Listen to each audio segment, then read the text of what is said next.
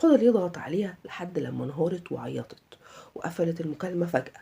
في سنة 2021 في محافظة الجيزة كان في شاب اسمه فتحي، عنده 20 سنة، عايش مع أهله. شاب ملوش هدف خالص في الحياة ولا عنده طموح. بعد ما خلص تعليمه قعد في البيت، مش عايز يشتغل أبدا ومش عايز يتحمل مسؤولية. أغلب وقته بقى كان بيضيعه على القهاوي مع أصحابه في خروجات ملهاش أي 30 لازمة. غير إنه بقى كان عصبي جدا، وأقل كلمة ممكن تولعه ويعمل مشكلة مع أي حد حواليه. طريقته كانت وحشة جدا وكلامه دايما جارح. علشان كده أهله كانوا شايفينه إن هو فاشل ومش نافع في أي حاجة. حاولوا معاه كتير يقوموه ويخلوه يشتغل ويعتمد على نفسه، لكن هو ما كانش بيسمع لحد أبدا. لحد ما في يوم أهله فضلوا يضغطوا عليه لحد ما نزل يدور على شغل. وفعلا اشتغل في محل بياع، لكن ما استحملش. قعد شهرين بالكتير كده وساب الشغل ورجع لنفس حياته تاني. أبوه حاول بقى مرة كمان وشغله في مصنع والمرتب كان كويس جدا، لكن فتحي ما كانش فارق معاه. كان بيقبض من هنا ويصرف فلوسه كلها من هنا على نفسه وعلى خروجات وعلى أصحابه وعلى القهاوي. بس مع الوقت بدأ يزهق بقى من الروتين ده، وابتدى يقعد بالساعات على الموبايل. هو يلف على برامج التواصل الاجتماعي كلها لحد ما بقى يكلم بنات بشكل يومي. كل يوم يتعرف على واحدة جديدة وكل يوم نفس الكلام ونفس الوعود، لحد لما الموضوع بقى عادة عنده وإدمان مش قادر يبطل. وفي يوم وهو قاعد ماسك موبايله جاله طلب كده صداقة من بنت اسمها منى. صورتها كانت جميلة جدا لدرجة ان هو اتشد ليها، ومن اول لحظة بقى قبل الطلب على طول ودخل يكلمها وعرفها بنفسه وهي كمان عرفته بنفسها، وقالت له ان هي من اسكندرية وعندها 22 سنة ومش بتشتغل.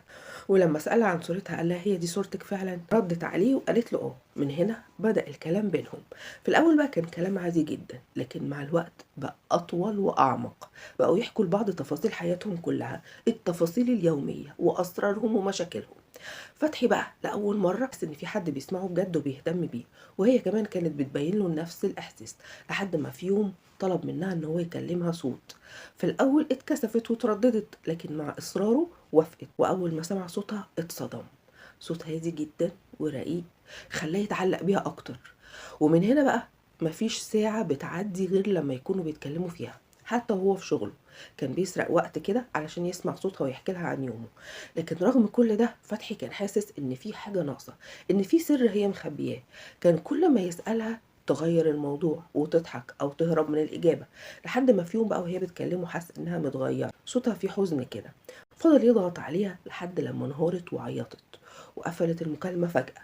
ساعتها هو اتجنن. فضل يتصل بيها كتير جدا لكن مفيش اي رد، لحد تاني يوم لما ردت عليه كانت باينة عليها بقى ان هي مكسورة. طلب منها تفهمه اللي حصل وقال لها انت ليه قفلتي التليفون كده وما بترديش عليا. وبعد بقى الحاح منه قالت له الحقيقه. هو كان دايما بيسالها بيقول لها انت متجوزه مخطوبه، كانت بتتهرب منه. هنا بقى قالت له ان ابن عمها كان بيحبها جدا وكان عايز يتجوزها، لكنها كانت رافضه علشان شخصيته سيئه جدا واخلاقه وحشه، ولانهم ساكنين في نفس البيت كان بيراقبها طول الوقت. وفي يوم استغل انها لوحدها في الشقه ودخل عليها بالعافيه وهددها واعتدى عليها. وطبعا بعد اللي حصل بقت مجبورة ان هي تتجوزه، وقالت له بقى ان هي بقت ملكه غصب عنها. فتحي بقى وهو بيسمع الكلام ده كان قلبه بيغلي من الغضب ومن الغيرة، وفي نفس الوقت حس ان هي محتاجة له اكتر من اي وقت تاني. منى بقى كملت وقالت له ان هي عايشة معاه في جحيم، كل يوم خوف وكل يوم ضرب وشتيمة وإهانة ومفيش أمان خالص معاه، وإنها عمرها ما حست بالراحة غير وهي بتكلم فتحي. الكلام ده بقى وقع على فتحي زي السحر بالظبط، يحس إن هو بطل القصة وإن هو المنقذ الوحيد اللي هيخرجها من الجحيم ده.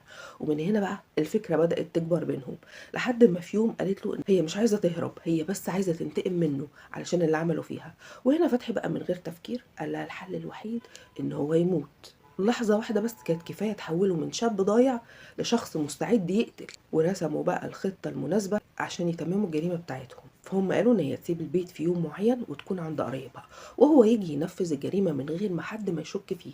وقالت له انا هخلي بنت خالتي تقف تستناك وتوريك الشقة فين وهي هتساعدنا ما تخافش. قال لها طب هي بنت خالتك ايه علاقتها بالموضوع؟ قالت له لا، ما هو هشام برضو اللي هو جوزها اللي هو اعتدى عليها برضو عمل معاها موقف قديم زي اللي حصل ما بيننا ده، وبرضو اتحرش بيها، فهي كانت مستنيه اليوم اللي هي تنتقم منه. جه اليوم بقى المحدد اللي فتحي سافر من الجيزة للإسكندرية، وطول الطريق عقله مليان أفكار متضاربة، شوية خوف وشوية حماس، لكنه كان مكمل علشان شايف نفسه بيعمل حاجة علشان الحب، وعشان حبيبته بقى تبقى معاه بعد كده وتبقى في حضنه.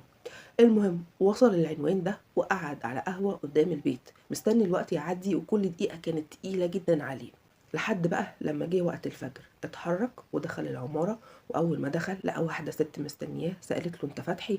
قال لها أيوه. راحت مديله مفتاح الشقة، طلع السلم بهدوء وقلبه عمال يدق بسرعة، وفتح الباب ودخل الشقة، وزي ما كانت وصفاله بالظبط مشى على أطراف صوابعه لحد ما وصل لأوضة النوم. سمع صوت شخير جوز منى، وقف كده لحظة قدام السرير وبصله وكأن الزمن وقف ثانية واحدة، رفع السكينة ونزل بيها بكل قوته على هشام.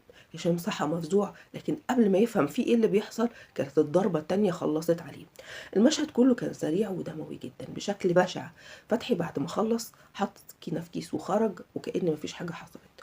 وبعد ما مشي بقى البنت اللي كانت واقفة على السلم طلعت وربطت نفسها بالحبل، بس قبل ما تربط نفسها بالحبل دخلت عشان تتأكد هشام فعلا مات ولا لأ. قعدت تهزه كده لحد لما اتأكدت فعلا ان هو مات.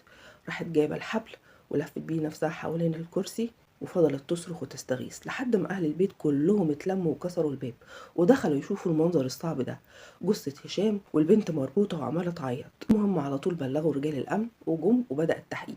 في الأول كل حاجة كانت باينة إن هي جريمة سرقة أو انتقام، لكن مع الوقت التفاصيل الصغيرة بدأت تكشف الحقيقة. أقوال البنت دي اتغيرت وكلامها كان متناقض، ولاحظوا إن في على الحبل نقطة دم، والنقطة دي كانت كفيلة تقلب كل الموازين. وكاميرات المراقبة جابت صورة الشاب ده داخل وخارج في نفس توقيت الجريمة. طب واللي قتل ده مش المفروض يربطها على الكرسي الأول قبل ما يروح ينفذ الجريمة؟ الدم ده جه منين؟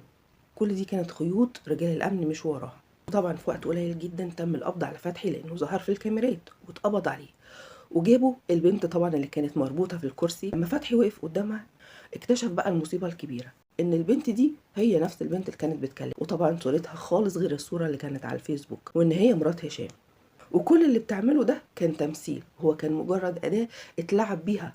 فانهار طبعا واعترف بكل حاجة، وهي كمان اعترفت ان هي خططت لكل حاجة وعملت حساب وهمي وفضلت تدور على ضحية لحد بقى لما لقت فتحي اللي صدقها وحبها وكان مستعد يعمل اي حاجة علشانها. وفي النهاية اتحكم عليهم وصدر عليهم الحكم بالإعدام وخدوا جزائهم.